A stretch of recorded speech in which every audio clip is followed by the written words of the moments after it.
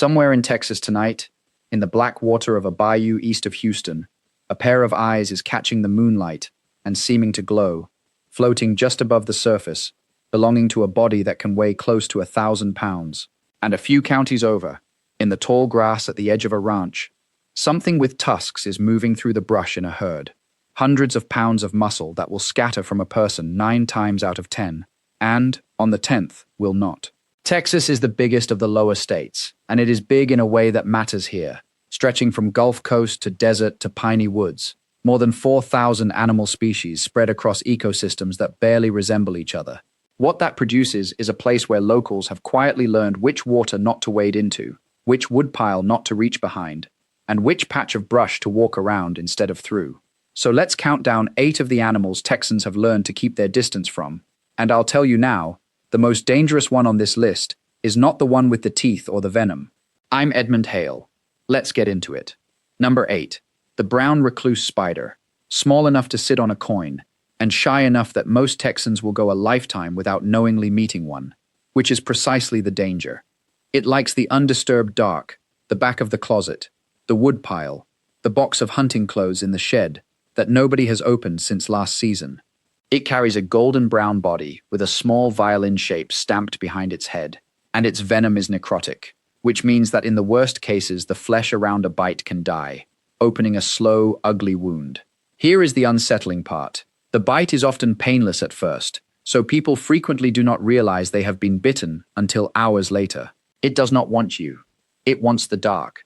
But reach a bare hand into the wrong quiet corner, and you have made the decision for it. Number 7. The black widow, glossy jet black, with that unmistakable red hourglass on her belly, tucked under the patio furniture and into the dim recesses of the shed. And here is a genuinely strange fact about her. The male is essentially harmless. It is the female, the one who famously eats the male after mating, whose venom is a neurotoxin drop for drop, stronger than many snakes. She rarely delivers a fatal dose, and she is not aggressive. But the cramping, sweating misery of a serious bite is not something anyone forgets. Texans learn early to shake out their gloves and glance under the lawn chair before they sit. Number 6. The feral hog. And this is the one that surprises people every time. Texas has more feral hogs than any state in the country. Millions of them, descended from escaped domestic pigs and imported Eurasian boar. And they have become a genuine menace. A big one stands 3 feet at the shoulder and pushes 400 pounds. Armored in thick hide, tusked, fast, and unpredictable when cornered.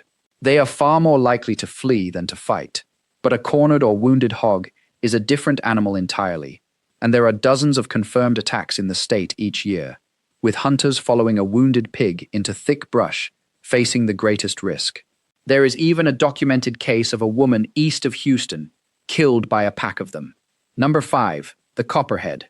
And I put it here for a reason that runs against its reputation, because the copperhead accounts for more snake bites than any other venomous snake in the United States. It lives in the wooded eastern parts of the state, reddish-brown with those chestnut crossbands, and it is a master of camouflage, lying in the fallen leaves so perfectly that people step within inches without ever seeing it. Here is the saving grace. Its venom is relatively mild, as pit vipers go, and deaths are extraordinarily rare. It is the snake you are most likely to be bitten by, and the one least likely to kill you, which is its own strange kind of mercy. Number 4. The cottonmouth, also called the water moccasin, a semi-aquatic pit viper found in the swamps, streams, and lake edges across eastern and central Texas. And unlike most snakes, which want nothing more than to vanish, the cottonmouth has a reputation for standing its ground, coiling and gaping that startling white cotton-lined mouth open at you like a warning flag. Its bite can cause severe tissue destruction.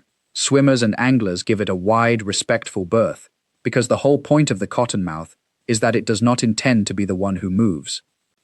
Number 3. The western diamondback rattlesnake, the true symbol of the wild Texas landscape. Up to 7 feet of patterned muscle coiled on a rocky ledge or in the desert brush, announcing itself with that dry, buzzing rattle that stops a hiker's heart mid-stride. This is the snake responsible for most of the serious venomous bites in the state. Its fangs folding down like switchblades, its venom destroying tissue and blood cells alike. Only 1 or 2 people die from rattlesnake bites in Texas in a typical year. But the treatment is often a long, agonizing hospital stay and multiple surgeries.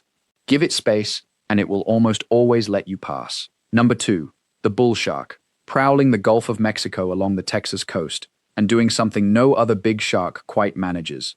It tolerates freshwater, which means it pushes up into the brackish river mouths and bays where people actually swim.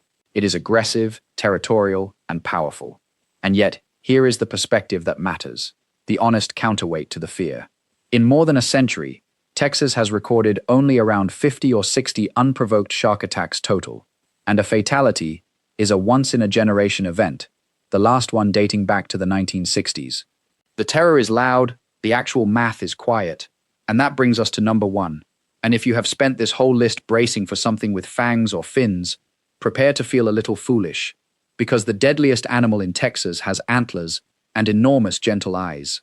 It is the white-tailed deer, not because it hunts you, because it steps into the road.